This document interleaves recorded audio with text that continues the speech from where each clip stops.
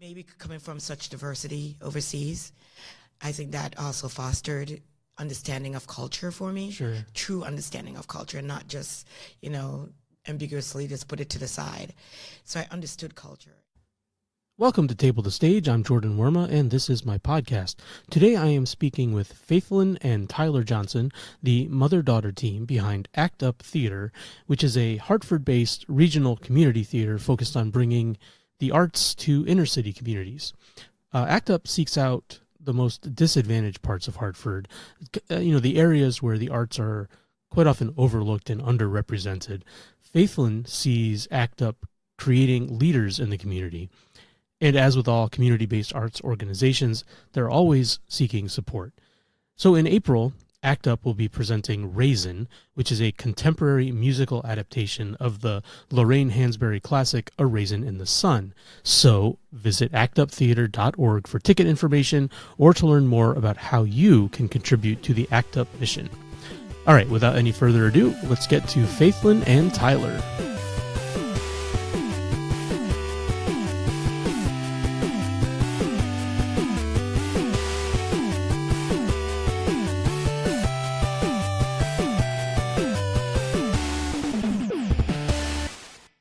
I grew up in Hartford, but I was born in Jamaica. Oh, okay. Yes, and came up here when I was about 8 years old. All right. And pretty much grew up in Hartford through high school. And then after high school, I left for almost 15 years. Okay. Kind of traveled. Where'd you go? Well, I started out college. So I started out college, auditioned. My big go-to college was NYU. Yeah. And when I got in, I thought about it and I said, why am I going to stay in the cold? Let's go. Let's go party in the South. So I went to University of Miami. Oh, okay. Yeah. Go Hurricanes. Oh, believe me, go Hurricanes. And then, so I stayed in Florida. I have a fine arts degree in performance and actually business. From Miami? From University of Miami, because I always thought that I wanted to be an agent. Okay. And it was between being an agent or being a lawyer, like entertainment law.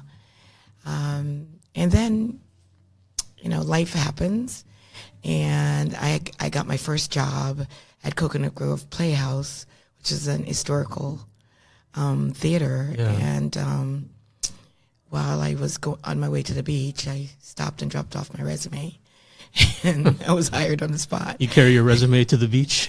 Well, I graduated. I wanted to look like I was looking for a job. Yeah. And from there is where I started out my career in box office and theater management. Okay. And being an administrator. And I found out that I loved it. And stayed in Miami for a while, and then kind of traveled the country, went to Maryland to bum off my sister and her husband for a while I looked job in the theater. They moved to California, and I think they didn't truly invite me, but I followed them. I didn't have to pay rent, and went to California, and within approximately 24 hours, I'd landed a job as an assistant director for a resort. Wow. That actually housed a dinner theater, restaurant, hotels, just galleries. Within the first day being there, And first day, I literally looked up the zip code. Yeah. And found a theater and called them. And they were like, come on down. And it was insane, but it did happen, and really honed my skills in management. Yeah. And not only that, I was able to experience dinner theater. Yeah. And I love the concept of dinner theater, and the hotels and the galleries, and we had a comedy club. So I was basically the second person in charge if my boss wasn't there. And I was in my early 20s then, and so I really honed my skill there. But always, the theater was always pulling at my heart to go back to it in some fashion. Yeah, so you started out performing and then figured you would get into the business end of it? You know, what's so interesting is I was always a really strong dancer and actor. I always kind of knew that. Okay. Personally. But what really caught my attention every single time was when I saw the directors. Yeah. And how in control they were, and how their vision was what came on the stage. Right.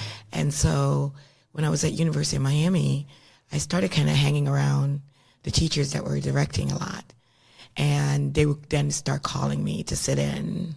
And I would do student pieces. Okay. That by the time I was in my junior year, senior year, I kind of had a name for myself. Yeah. And horning that. And actually, I really should go back. I'm so sorry. I'm all over the place. But I attended Center for Creative Youth. Okay. At Wesleyan University during my junior year in high school. Okay. So when I attended, that's a good opportunity. It was an amazing opportunity. Yeah. Prior to that, I actually did a few summers at Miss Porter's in their writing camp. Oh, okay. So I've had like a vast interest in writing and performing. You got a big variety of experiences Yes. between those different And places too. Honing my skills and working with some of the top people in the industry Yeah. at a very young age. So I kind of knew that. And actually, my senior year was the year I put my hands into writing. Oh, okay. And I created a musical that the cast was vast. All the kids in my class, my senior class, was like in the show. And I know, I didn't know what I was doing, but I knew what I wanted to do, and it became really successful. So I You wrote really something knew from scratch? from scratch. It's a small project. I know, it was insane, but I thought I could do this after going to all those camps and Yeah. doing that. I can do this, and I did, and it was really quite successful. And I think that was when my parents really said, "She's got something here," and so they never really questioned Yeah. what I really wanted to do. Were they encouraging of your interest in theater and creative arts? Yeah, I'm the last of 5 girls, Oh. so I get away with anything, right? right. Yeah. So I was the one who always dancing in the house, singing, you know, and they just kind of ignored me. It was Yeah. a constant in the house, you know. So every time I was in theater, I was in dance, they just kind of knew that that's where I was going. It was Yeah. never a question, yeah. So when you came back to Connecticut, Mm-hmm. did you have a goal in mind as far as Yes. involving yourself in the theater scene here? Yes. Well, a pivotal point in my career was we migrated overseas. So we lived overseas for 7 years, Okay. which at the time I had my 2 girls. We lived in the Middle East. Okay. So as you know, it's very limited. When I got there, the American Academy went up to grades 8, Yeah. but it didn't have any arts. None at all. None at all. And so my husband was playing tennis with the principal, and he said, "Oh, my wife is coming over, and she has a vast experience in the arts. You might want to talk to her." And really, that's kicked off my career to becoming a teacher. Yeah. So I taught over there for pretty much 7 years. They gave me a great opportunity because I was able not just to teach, but I did competitive theater. Okay. So we traveled all over the kingdom and all over competing. Yeah. So that really kind of honed my skills in directing and competing. Was that for American youth that entirely, or It's did an you international have, school. It was an international Yeah. school. So I really only had about 2 or 3 American kids. Yeah. Then I had kids from Iceland and Africa, just name it. Every kid was in the room. So how were you able to integrate all those different cultures and backgrounds into a unified arts program Because I think from that, nowhere? right. I think because I was young and naive, I thought I could do anything. Yeah. So I wasn't afraid of it. And I've also had a tremendous respect for people and culture. Sure. So I really had to understand the culture, understand all the different religions, and how to blend it. Well, that's important. Right. That part of the world to really have a good fundamental Exactly. understanding. So that yeah. was, and even when we had kids from Bangladesh and India, their parents never encouraged them to do their arts. Yeah. Most of those kids were going to be doctors. So to have these kids have their interests fuel like this was amazing for those parents to see them Yeah. on the stage. And it was like a ray, like a rainbow of kids on the stage, and I introduced them to West Side Story. Oh, wow. Oh, yeah, we did big productions. We did The Wiz. We just Beauty and the Beast. We did major productions. Oh, wow. Yeah, we had live band, the whole 9 yards. Go big or go home, I guess, There right? you go. That was, again, I didn't know I couldn't do it, so I just kept pushing. So going back to your question about returning here, I came back in mind that I was going to open a theater. Okay. Basically, I said, coming right back home to open a theater. And within, my life seems to run this way, where I get jobs without looking for jobs.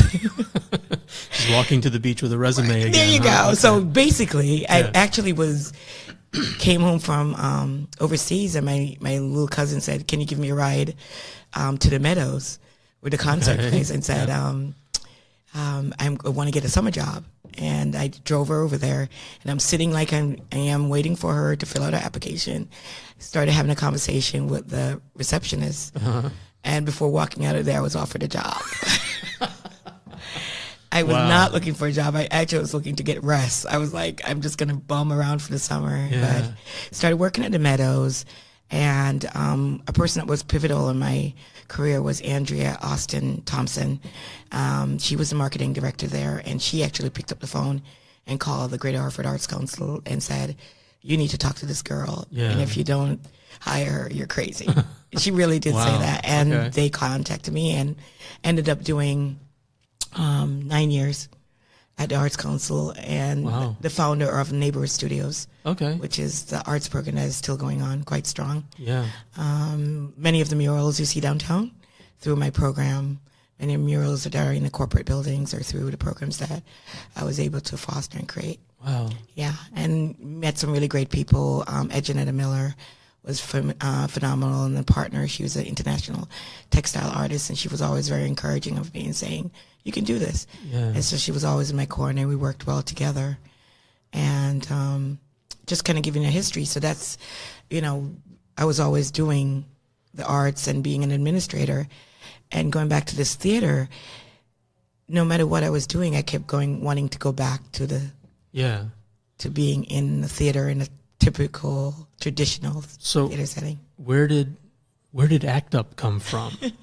Was that what you had in mind when you first came back to the States, or was it sort of something that built up once you got back? I think it was always there. I will tell you, the name came to me because I always knew when I was in minority student classrooms, I always heard, teachers saying, "These kids are always acting up." Yeah. And that really resonated with me. So I thought, hey, if the teachers always said that about me too. Right. So. That was like a common term. So I thought, hey, why not act up for the good instead of just saying kids are acting up? So that's the name Foster. And then we threw a lot of names around and came back to it.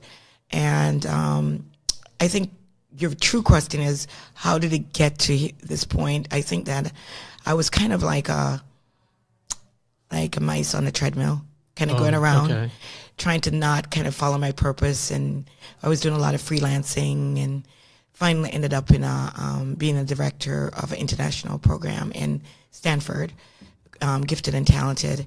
And I was working with the elite of the crop. These kids were going to go to all the top schools in the country, and was doing a lot of traveling. And I thought to myself, I need to go back to my community. Yeah. I just felt like I was not in the right place. And when I came back here, one day my sisters were always very encouraging, because they saw my productions, and they were like, "When are you going to do this? When are you going to do this?" And then one day I just called a meeting around my dining room table and told everyone. That's all it takes sometimes. Just make it official. We're going to have a meeting. And that's it. The meeting started it. That was the meeting. And we said, and they all looked at me and said, "What?" And I said, "We're going to be a nonprofit. We're starting our theater." And everybody goes, "It's about time." Wow. And so that's where we are right now. So how did you decide when you finally had that meeting and got your kitchen table crowded with all these people? Did you know what the mission of the theater was going to be then? I've always had a passion for social justice. Yeah. Maybe coming from such diversity overseas, I think that also fostered understanding of culture for me. Sure. True understanding of culture, and not just, ambiguously just put it to the side. So I understood culture. And then my two daughters attended school at Simsbury High School. Okay.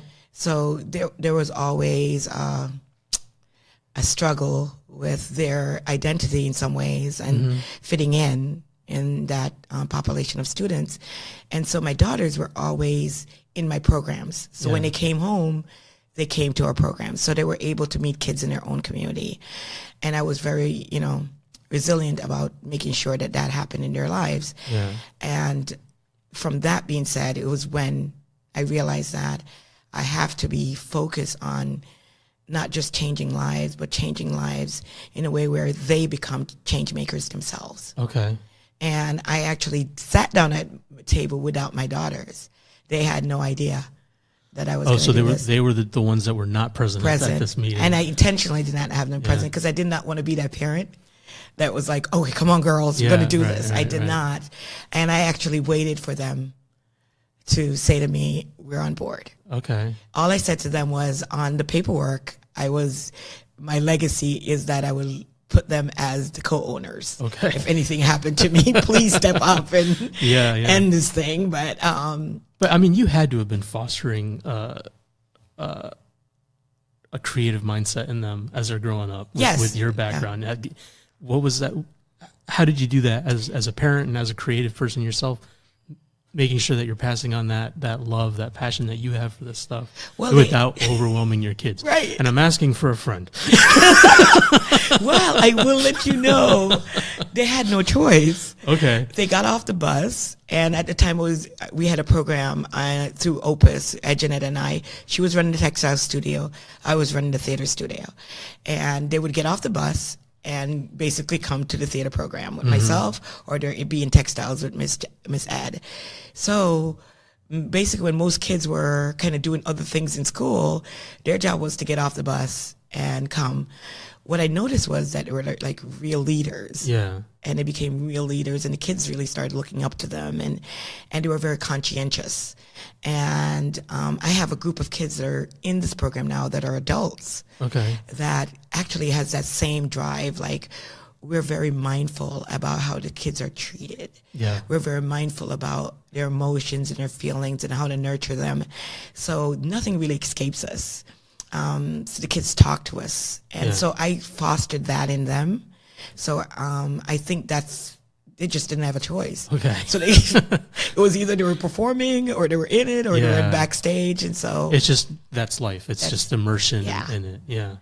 But now you're working with at least one daughter who's sitting at the table away from the microphone right now. I'm actually working with both. Oh, okay.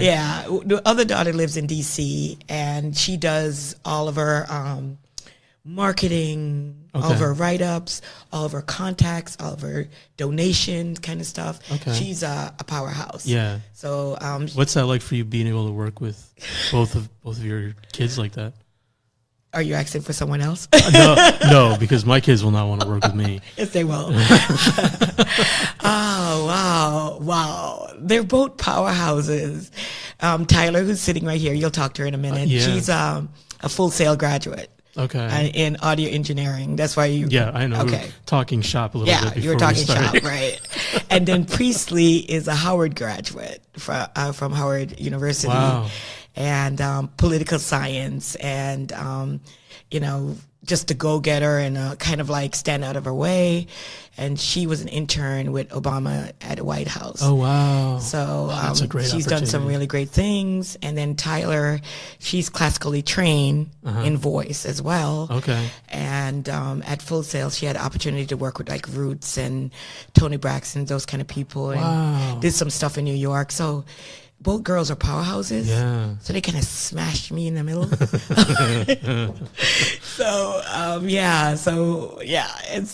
challenging. That sounds amazing. They both had such wonderful opportunities to do things. I think people would kill to do those. Yeah. So and basically they're the powerhouse behind the company. Yeah. So Tyler runs the tech. He runs the infrastructure, and I just get run.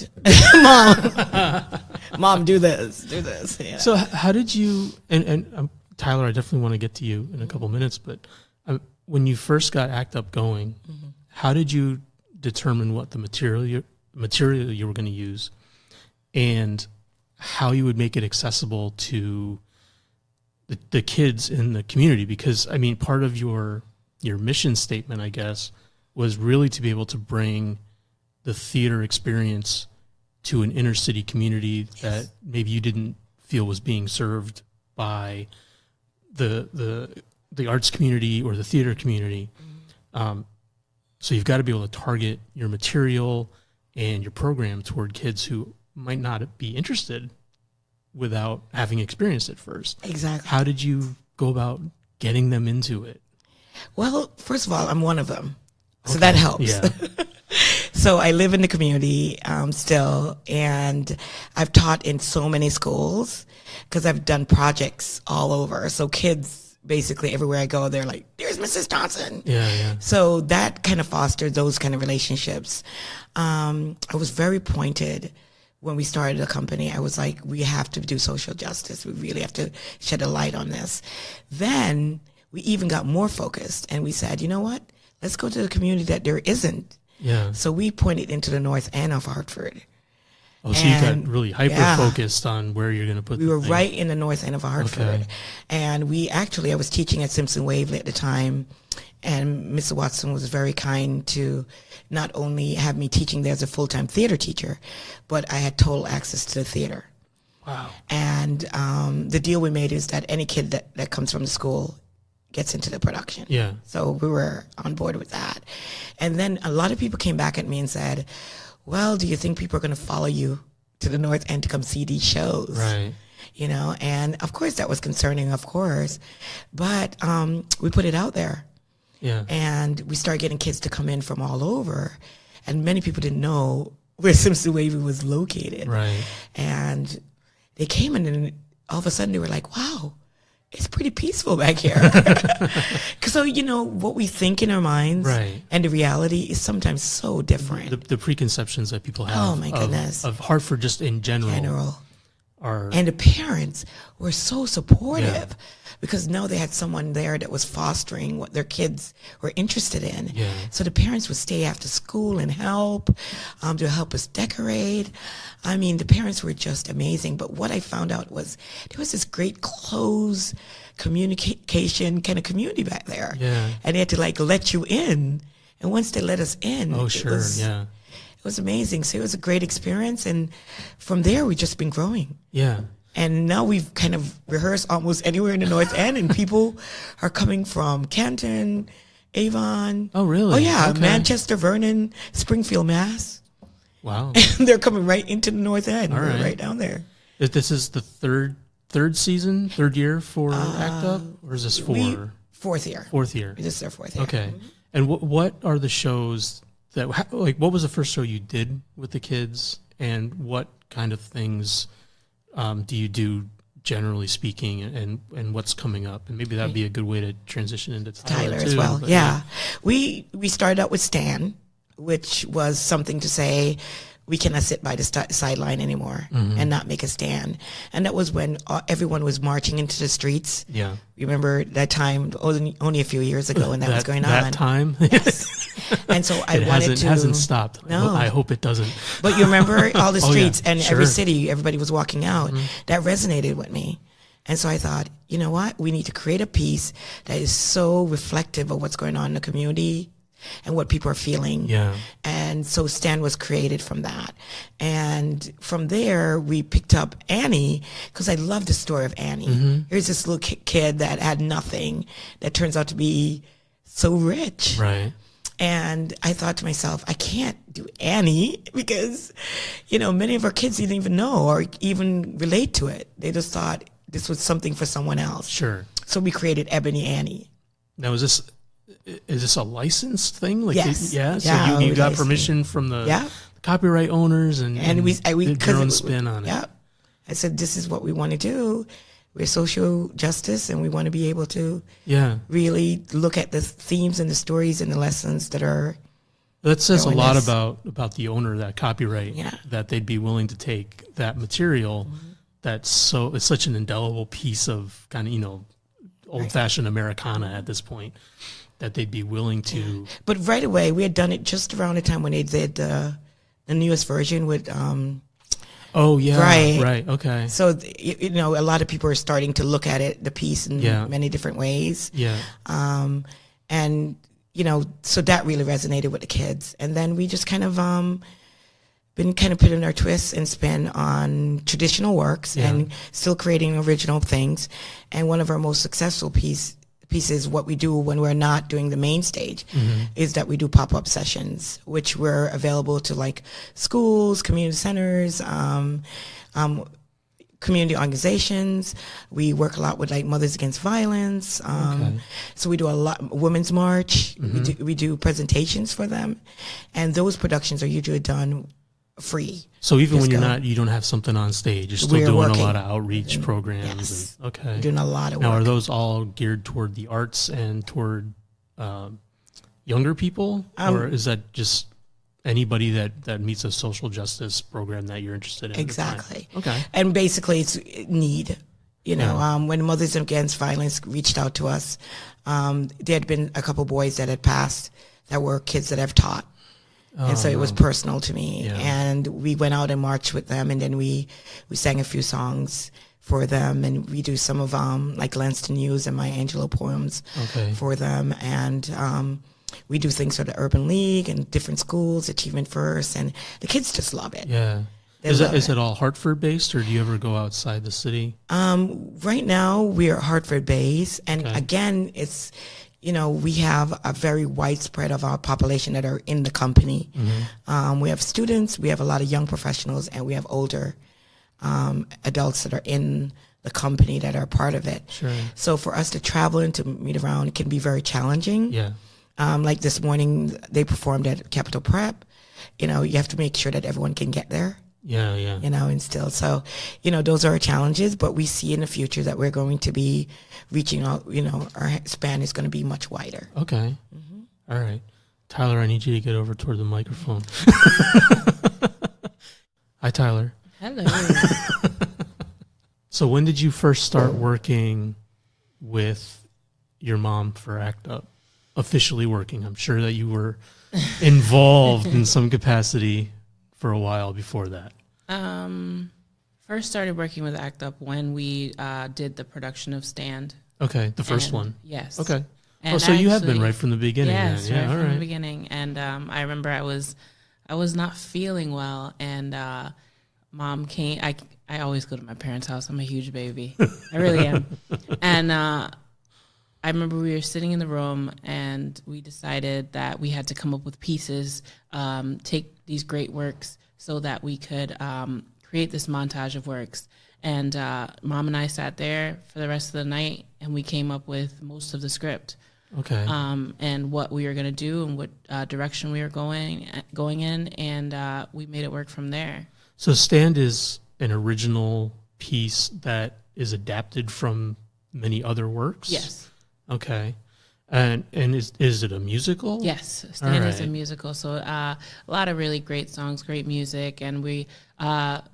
The thing is that there's a lot of songs that are out there already. So it's like sometimes we don't like to recreate the wheel because it just needs to be presented correctly. Yeah. You know, and you know, we use even Beyonce Freedom, different stuff like that. And, you know, we use we are very mindful of what we are presenting to any audience because the message has to be correct at all times. Sure.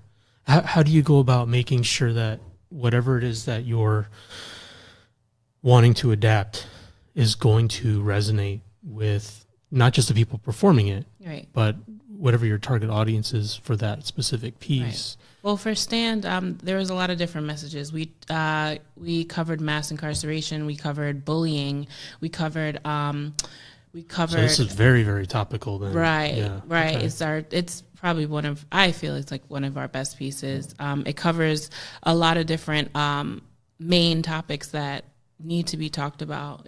The relationship between families, the mother-daughter relationship, the father-son relationship, you know, the importance of having parents, the importance of listening to parents, wisdom, you know, and So there's topics that were involved in that show that every person can relate to. You know, Sure. yes, we have a target audience, but anyone that comes to our shows, they know that they're going to get something out of it completely. Yeah. We always have a message, a universal truth. Does the stuff that you do, like even if you're doing the same show for the second or third time, Never the same.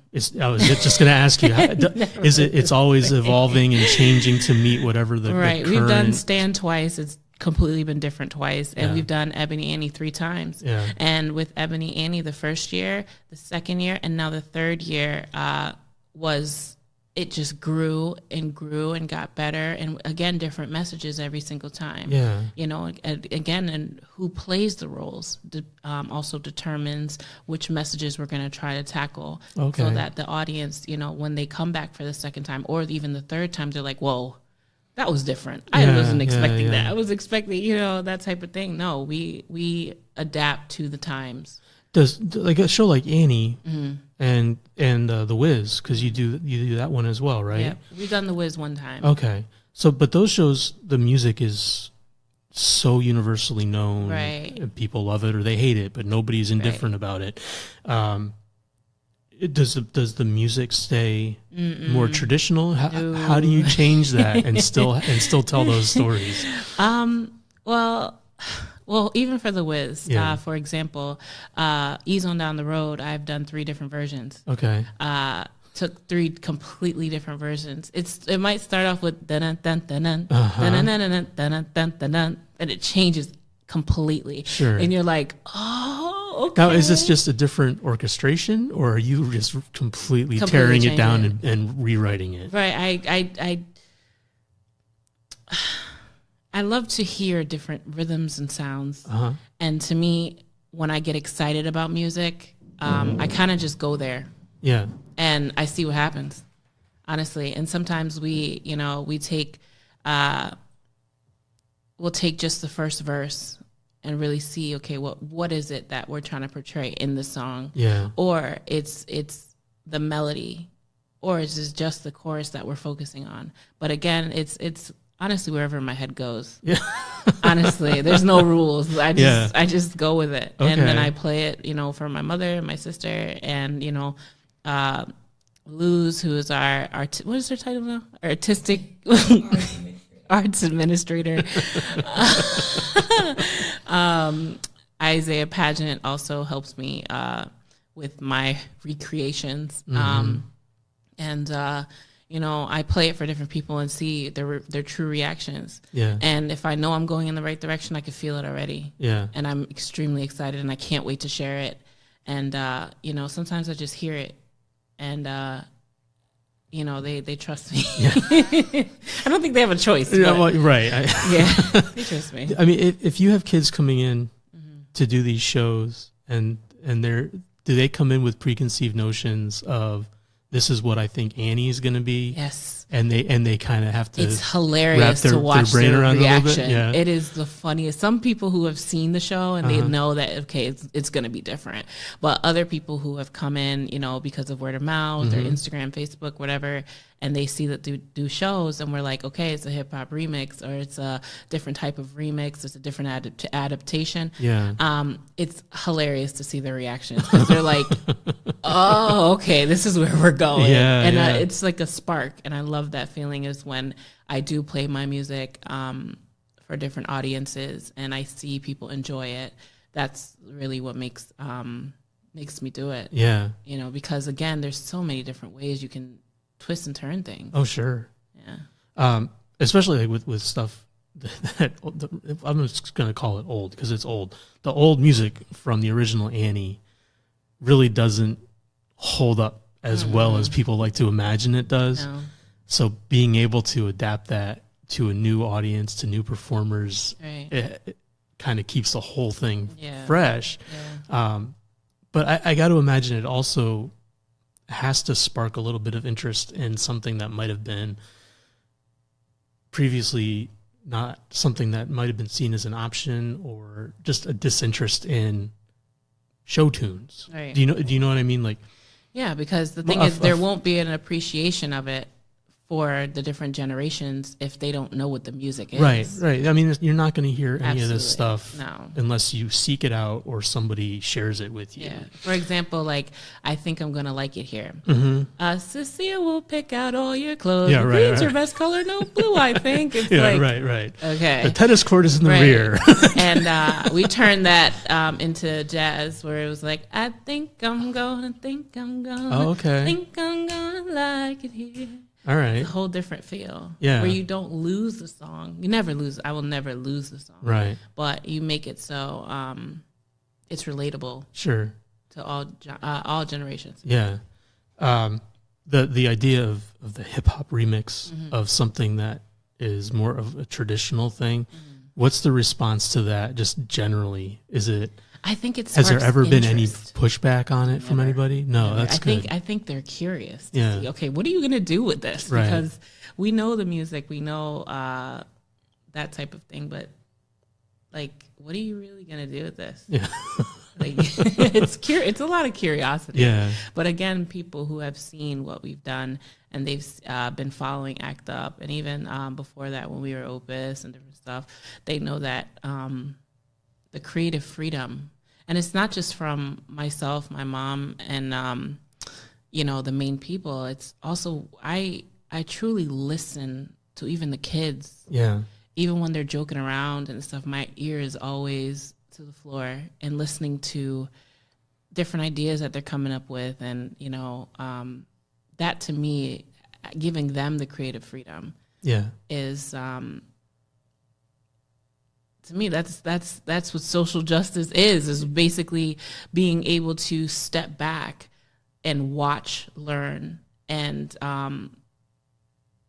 being able to also take your ego out of it and take, because a lot of producers and stuff, they're like, nope, my way. This Yeah. There's been different times where, I hear something from a kid, and again, they only think, oh, I'm just a kid. Like, she's not going to listen to me. Right. And I'll go home, I'll mull on it a little bit and come back sometimes, and it's amazing. What about the idea that, like, these kids, I'm assuming a lot of them are coming to theater for the first time without any real idea of what they're getting into. Yeah.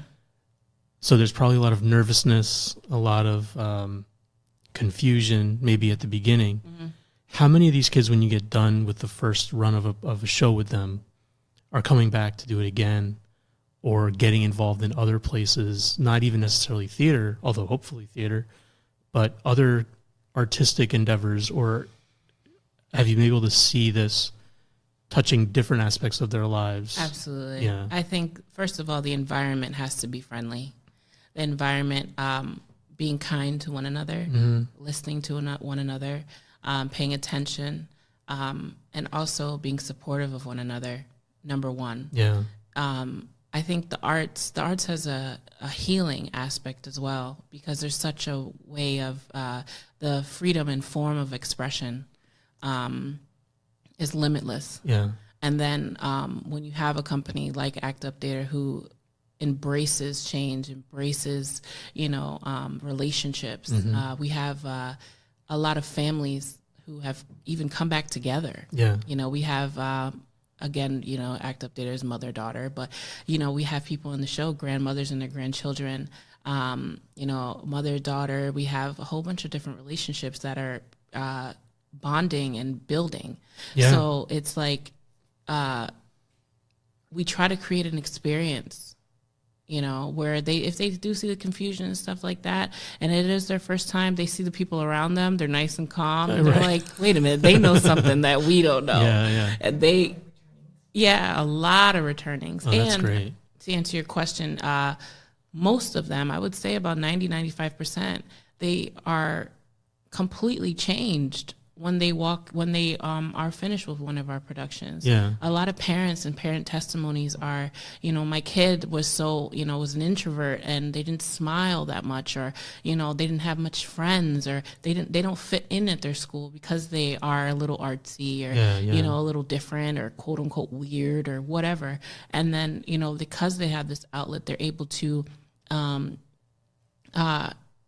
enhance their qualities in communication and public speaking and teamwork. There's so many different aspects of why theater and music is important. Right. So it travels completely in their lives and makes them all better people, because you can't be committed to theater without being committed to everything else in your life. Right. It travels over. Schoolwork, you got to get it done, all those type of things. It also requires commitment on everybody in the family to some level of, absolutely. Not, even if they're not all involved personally in being on stage or working right. backstage, you're all committing to each other's schedules and to supporting everything. Right. So this has to have an impact, not just on the individuals, but to some degree on every family that absolutely. the program touches. Listen, we have the best parent group ever. They talk to each other individually. They're like, okay, will you be there? I'm going to be there.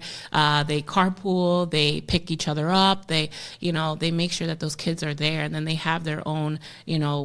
I love it now. Our recent shows that they are volunteering 10 times more than ever. Oh, really? They are there. They're like, okay, where do we need to be? Okay, we got to be at practice on time. Yeah. We got to get there. Nope, this is your commitment. This is what you've committed to. So, we got to make this happen. And I love their attitudes of the discipline that they're creating in their children's lives. Yeah. That once you start something, you can't just, I don't feel like doing it anymore. No, it has a ripple effect. No, absolutely. Through everybody. And they see that their parent has made these sacrifices. They're getting off work early. They're, going in later. They're right. doing different things. And then the parent actually sits there and like, okay, I can do this. Yeah. And sometimes the next one you'll see the parent as well, because they see their kid having so much fun. They're like, I can do this. That's one of the great things about theater is the multi-generational aspect of it, right. where the kids play sports, you can go watch or you can coach, but you can't be in the game with them. Right. So, but with theater, especially with shows like Annie or other things that have a need for multi-generational casts, you can have the whole family together, and it's a bonding experience, and it's really it's wonderful. Right. Right. You create change. Absolutely, we do create change, 100%. And families where the bonds just get stronger and stronger. Yeah. And even some parents, I love it. They come to me and they're like, I'm taking my kid out. They're not acting correctly. They're doing this, whatever. They love this, but they're messing up everywhere else. And sometimes, it just takes a little conversation where it's like, all right, listen, okay, you love coming here. That means you have to respect your parents. You got to get your work done. Right. So you're able to come here. Right. And sometimes, absolutely 100% of the time, actually, when I have those conversations, because I'm very open with the parent and the kid on their relationship as well, 100% of the time they turn around. Yeah. Oh, that's great. Absolutely. So what's the next year or two look like for ACT UP? Lord. Busy calendar. We have been so blessed. Honestly, it's all glory to God. I pray every day because I didn't see this. I did not see us going to this level. Yeah. Like I saw, okay, we're going to, all that kind of stuff. And I knew mom had plans and all this stuff. And for me to come on 100%, my sister to be on 100%, and it's truly a family business. I love my aunts. They all are come. I know my family it's a bunch of Jamaicans and they all come. And it's honestly, everyone has a job. Everyone has a title. They got to know where they go. They know, okay, this one handles food. This one does administration. This one's front desk. And it's absolutely amazing to see my family come together. And because, of that, a lot of people see that and they see the family and they're like, well, okay, you guys are close. Yeah. But my father is absolutely amazing. He is my biggest critic. Okay. But when he's on board and I'm doing something correctly, he's there 100%. That's my right hand. But these next couple years, I don't know. I really don't know. We are so blessed. We're like spiraling. We're like, where do we go? What do we do? It's just so much. And the response has been tremendous. And we're so happy that, people have accepted ACT UP Theater in the way that they have, where they're looking forward. Like, okay, what's your next show? Okay, I'm going to bring my niece. I'm bringing my this, whatever. They got to get involved. And they're serious. And you see them and you're like, wow, I didn't really think you were serious, but thank you. Yeah, that's amazing. So I see us I don't see any limits. Okay. Absolutely. We have, again, we are big prayers and believers. And one thing that I always take from my mom, who always says is, faith without works is dead. And we have completely been working hard, and we believe in God, and we absolutely know that there is something here, and we feel it. So you're going to see a lot of Act Up Theater. Okay, so where can people find Act Up online, social media, get tickets, all that kind of stuff? Got it. Okay, so we are at the website first, actuptheater.org. Yeah. That's where we are for actuptheater.org, where you can find out information on auditions. You can see what we're about. You can read our mission statement, all of that on Twitter, YouTube, Facebook, Instagram. We are at Act Up Theater, TheaterCT. CT, so at Act Up Theater CT, and that's our social media. Again, if you have questions about any shows, they can always contact us directly. With my phone number 860-573-1503, and look out for our next coming shows, which is Raisin. Okay. Raisin is the dates. The first week. Yeah, we have 2 weekends for Raisin, which is April 4th and 5th, and then the next weekend it's April 12th and 13th. So, and we'll be at the Lyceum Center on Lawrence Street doing that. So we're really, really excited about that. Raisin's going to be completely not to be missed. Yeah, it's taking on a whole different shape that we're every single rehearsal. I'm excited. Yeah. I'm like, great. Whoa, this is going to be, we have some great actors and actresses, and a lot of people who come from different places, and, the bonds that, Hartford has a lot. There's a lot going on in Hartford these days. A lot of people Hartford. No, Hartford is. Hartford is not what it was 20 years ago, not even 10 years ago. There's so much going on. There's so much talent in Hartford. Yeah. I see when people are like, oh, Hartford's run down, there's this, that, but there's so much, to look forward to. There's so much change that is happening, and there's we have to adapt as people, and we have to respect what comes out of Hartford as well. Hartford's just like anywhere else, like anywhere else, and we have culture, and we are rich in our messages and what we do and all of that. So look out for Raisin, and then most likely it'll be Hairspray. Okay. All right. Most likely it'll be Hairspray in June. All right. So I always like to ask for one thing from everybody before I let them get back to their lives. Absolutely. I always like to get recommendations for new experiences that maybe you've had recently that you would love for other people to have. I've had people go to Italy. So, okay. I was gonna say go to Jamaica. Okay. Absolutely. I feel we just got back from Jamaica. We had to take a mental break. Oh, that's where you were. Okay. I know. That's why we're so tan. We took a couple days and went down to Jamaica and just sat on the beach. Did you get a job? Hey, another beach, another resume.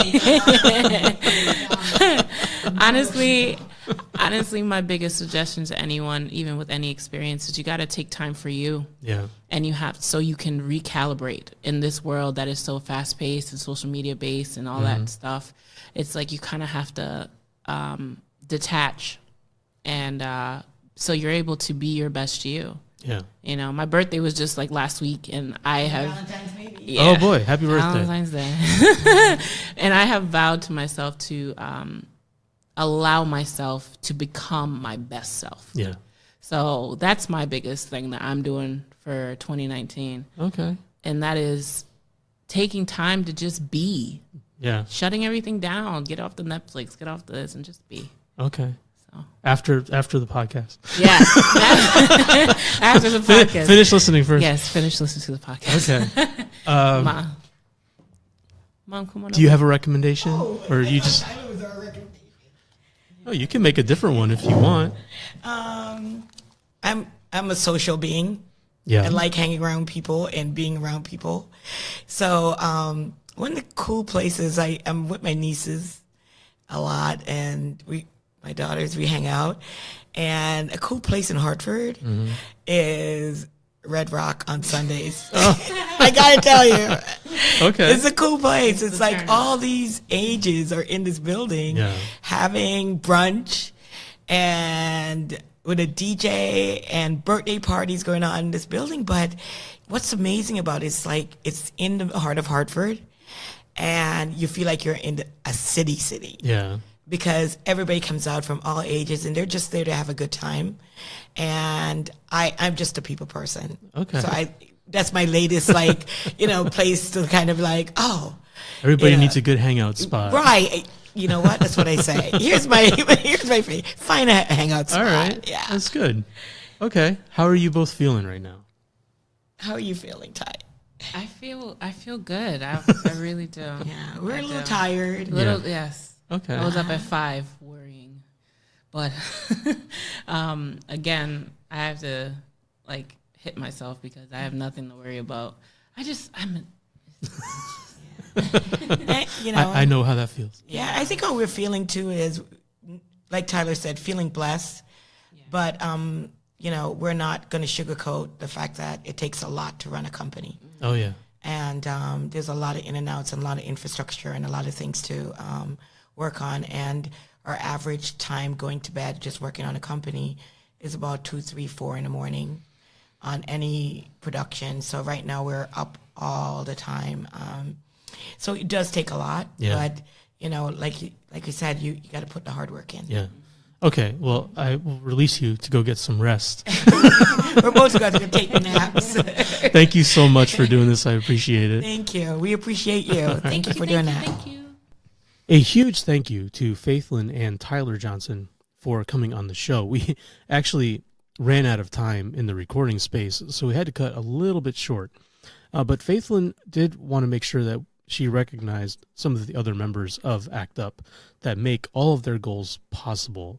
Specifically, Liz Holmes, Leon Brown, Anne-Marie Williams, McKenna Flash, Deanna Moy, Dayland Willingham, Brianna Walker, and Rebecca Maloney.